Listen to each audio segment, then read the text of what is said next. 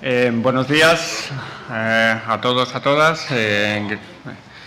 Vamos a empezar a dar comienzo con la segunda sesión de este congreso. Tenemos ni más ni menos que un vídeo con una intervención de Adolf Rothka.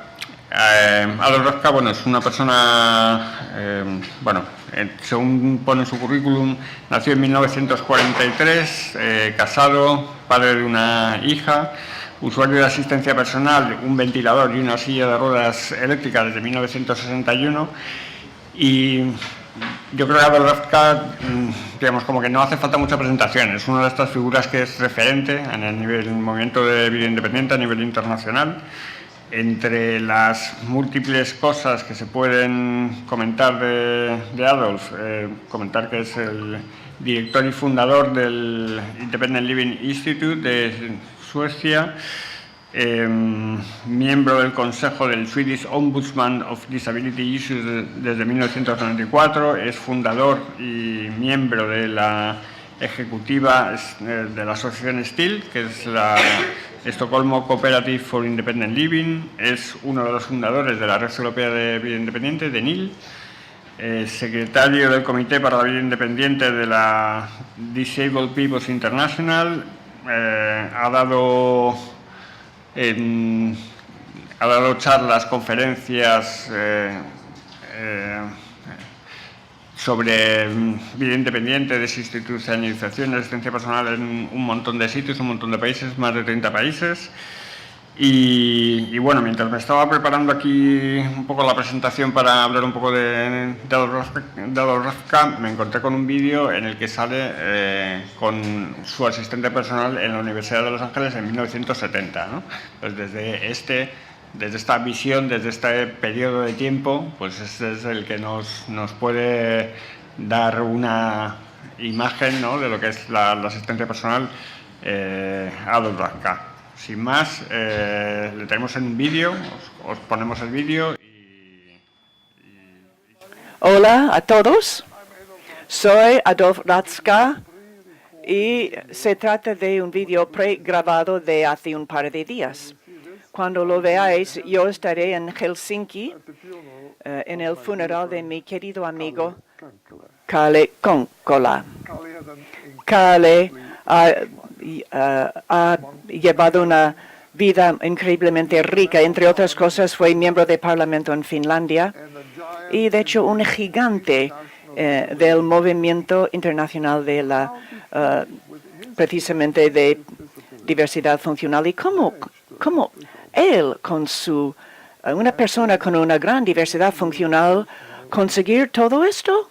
Bueno, él pudo utilizar un asistente personal. Hoy yo voy a hablar de la asistencia personal, cómo la asistencia personal como concepto está siendo abusado y corrompido, cómo un asistente personal verdadera difiere de las versiones falsas que vemos que surgen en muchos países, y por qué no hemos de aceptar menos que lo verdadero.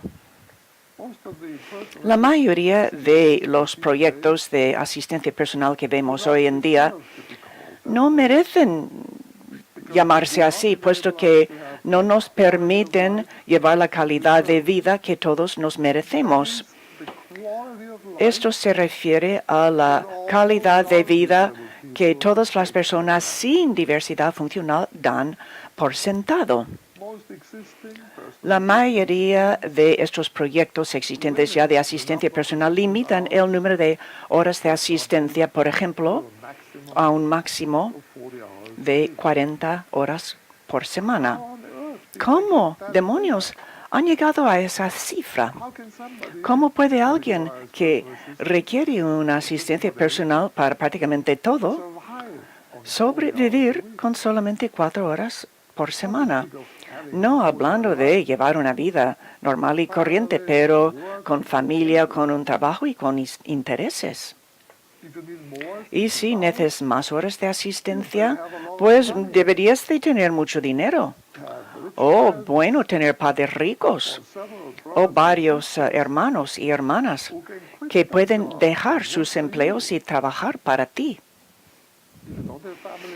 Si no tienes parientes que desean sacrificar su propia vida, necesitas un lugar en una institución residencial donde te mantienen vivo, seco y limpio. Pero olvídate de tus sueños vitales. En la mayoría de estos proyectos que se llaman asistencia personal, las personas que trabajan para ti son empleados por la agencia que contrata, que forma y que supervisa a los trabajadores y los mandan a tu casa para ti. Algunas de esas agencias podrían llamarse centros de vida independiente, pero ¿qué más da como usuario de los servicios cuando tú no puedes decidir quién va a trabajar, cuándo, dónde, con qué y cómo? Es cuando otras personas y no tú están tomando estas decisiones. En dichos servicios compartes asistentes con otros usuarios. Has de adaptar tus planes que tienes para ese día o por la semana a las necesidades de los otros usuarios del asistente. Si tenías que ir a la universidad hoy, pues olvídate. Olvídalo. Otro usuario del servicio requiere asistencia para una visita médica y alguien ha decidido que esta visita médica es más importante que la conferencia en la universidad. En la mayoría de estos servicios nunca ves nada de dinero. El dinero va directo del gobierno al proveedor del servicio. No tenemos nada que decir respecto de cómo se utiliza. Los sueldos son tan bajos que no está claro por qué trabajan estos asistentes. ¿Trabajan por el dinero o porque sienten lástima por nosotros? En la mayoría de estos proyectos de asistentes personales, donde sí que te dan el dinero, es una cantidad fija. Es la misma cantidad para todos, independientemente del alcance de su diversidad funcional. Y para estar bien seguro de que nadie recibe demasiado, el Estado da demasiado poco a todo el mundo. Podríamos utilizarlo para el dinero de bolsillo, pero no para comprar los servicios de asistencia personal que necesitamos para la vida verdadera. Esto es, a grosso modo, cómo el concepto de asistencia personal se comprende en la mayoría de los países de hoy en día. La situación está en una violación completa de la Convención de las Naciones Unidas sobre los Derechos de las Personas con Discapacidad.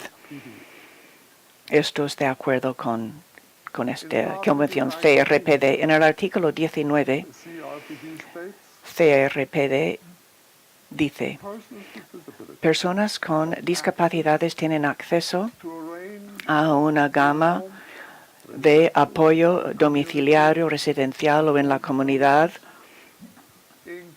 y esto incluye una asistencia personal necesaria para apoyar la vida y la inclusión en la comunidad y prevenir el aislamiento o la segregación de la comunidad, con opciones o elecciones iguales a otras personas. En el documento,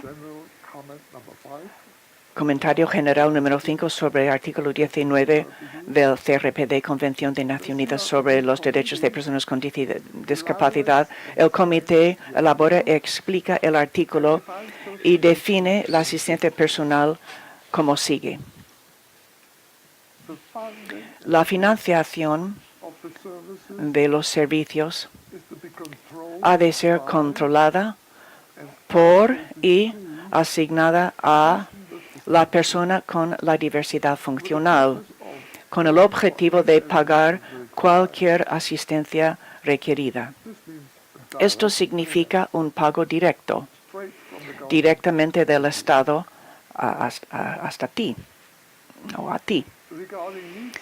Respecto de la evaluación de necesidades, el comentario general afirma que la financiación de servicios se basa en la evaluación de las necesidades a nivel individual y sobre las circunstancias individuales de la vida. Por lo tanto, no se puede pagar una cantidad fija, ya que es la misma cantidad para todos los usuarios, independientemente del alcance de su asistencia personal requerida.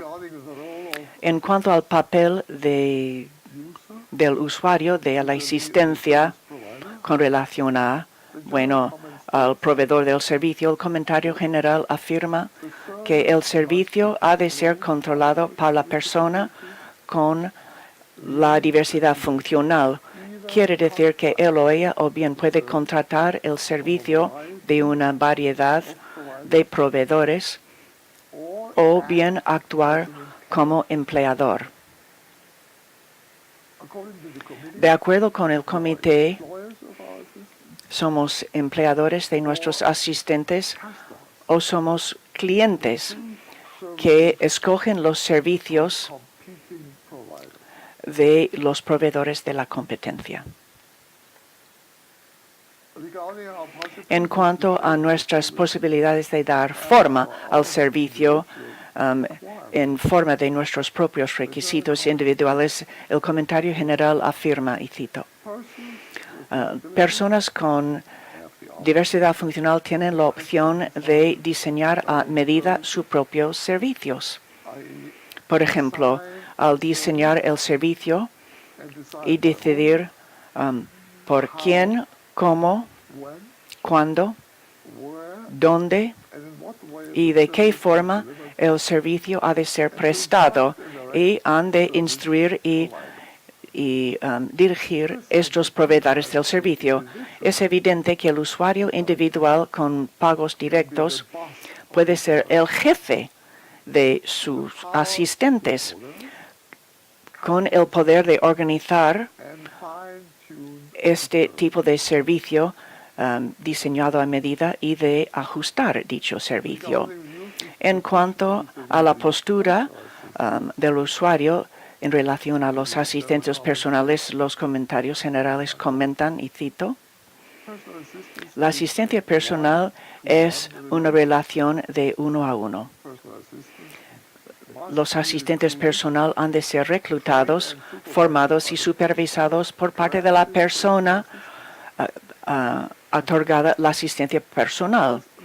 Por lo tanto, ningún intermediario ha de existir entre el usuario del servicio y los asistentes personales. En cuanto al, compartir de los asistentes, el comentario general comenta, y cito, el compartir los asistentes personales potencialmente va a limitar y va a dificultar la participación espontánea y autodeterminada en la comunidad. Fin de cita. Evidentemente, existe un enorme desfase entre lo que requiere el CRPD, o sea, la Convención de Naciones Unidas sobre los Derechos de Personas con Discapacidad, y lo que requiere de nuestros gobiernos y lo que realmente estamos consiguiendo de nuestros gobiernos. Realmente necesitamos, una asistencia personal verdadera y no versiones falsas. Exigimos una evaluación de las necesidades individuales. La CRPD dice claramente que la cantidad y la calidad de estos servicios de asistencia personal no pueden depender de las prioridades financieras de un país, ni siquiera sobre la noción de la población, sobre la calidad de vida que nos merecemos. Y lo que esto significa en cuanto a cuántas veces al día se nos permiten ir al lavabo o cuántas horas por semana podemos dedicar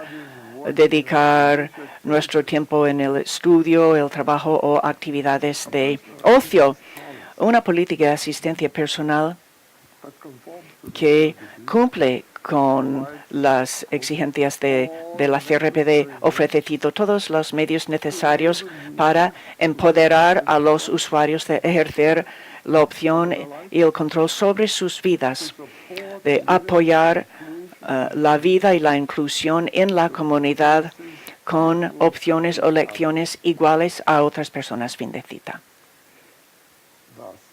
Por lo tanto, cualquier proyecto estatal que no se basa en una evaluación de necesidades individuales y las circunstancias de la vida de cada individuo, o sea que un proyecto que nos coloca, nos agrupa en una o varias categorías de necesidades o que limita nuestra asistencia a un cierto número de horas, ha de ser rechazado, sin más. ¿Y por qué?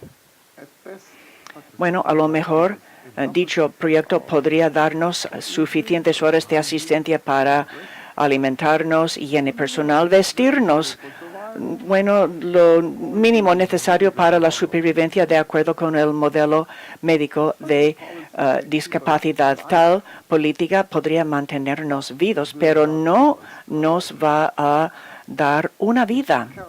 No nos puede dar bastantes horas de asistencias para tener elecciones y opciones iguales a otros. No nos va a permitir aprovechar el asistente personal como la herramienta más importante para compensar nuestras discapacidades, nuestros problemas y de crecer y desarrollarnos como seres humanos para tomar nuestro lugar correcto en la familia, en la comunidad y en la sociedad. Exigimos pagos directos, donde el dinero sigue al usuario y no al proveedor. Una política que coloca los fondos de asistencia personal a los proveedores y no a los usuarios indica claramente, simbólicamente y factualmente que los usuarios no son los jefes, que somos objetos, no sujetos. Mis asistentes no me van a considerar como empleador, como la persona que tiene la palabra final. Sin el poder adquisitivo que nos da el pago directo, nosotros los usuarios no tenemos el poder ni el dinero ni la manera de dar forma a la organización de nuestros servicios individuales, haciendo de estos servicios que sea una asistencia personal mediante la individualización y el diseño a medida.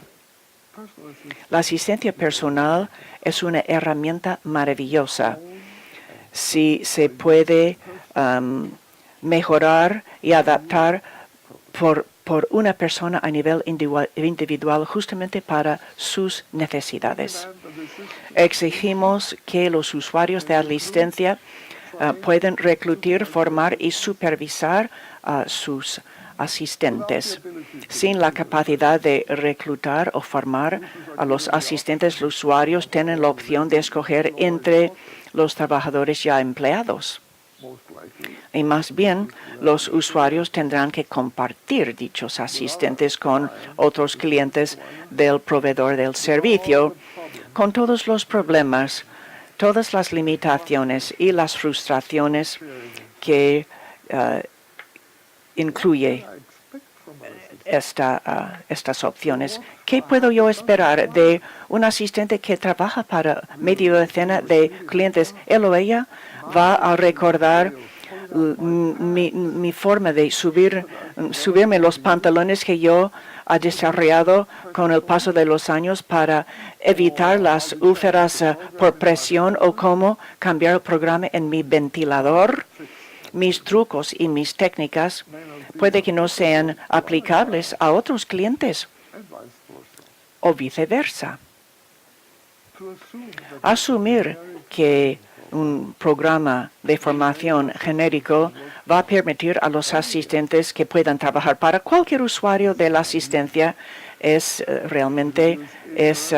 indica la ignorancia de qué se trata una asistencia personal, porque supone que todos los usuarios de asistencia son similares, iguales, con los mismos cuerpos, los mismos requisitos, mismos recursos personales, los gustos y preferencias, esperanzas y sueños. En resumen, niega nuestra singularidad como seres humanos. Esa suposición deshumaniza. Estas son nuestras exigencias. Nuestras exigencias son razonables y justificadas porque no exigimos ni más ni menos que el mismo grado de elección y control sobre nuestras vidas que todas las personas sin una diversidad funcional toman por sentido sin pensar en ello. Nuestras exigencias son razonables y justificadas, puesto que nuestros gobiernos, nuestros países, al firmar y al ratificar la Convención de Naciones Unidas, ya se han comprometido a cumplir todas estas exigencias. ¿Qué esperan? ¿Por qué hemos de aceptar las versiones falsas de nuestros gobiernos respecto de una asistencia personal, a firmar el tratado y se comprometieron a proporcionar lo verdadero? Bueno, seamos un pelín autocríticos. Bueno, hemos jugado muy bien el papel de las víctimas al quejarnos y llorar de lo mal que están las cosas. Pero no hemos hecho nada bien el recordar a nuestros gobiernos sobre sus obligaciones, porque hemos de hacer la vida difícil para los gobiernos. Hemos tenido demasiada paciencia. Me atrevo a decir que la mayoría de los miembros del Parlamento en vuestros países no tienen ni idea de qué se trata el artículo 19 de la Convención. ¿Cuántos abogados, cuántos magistrados, oficiales en los gobiernos nacionales y locales son conscientes de nuestros derechos, como aparece en la Convención y en Comentario General número 5?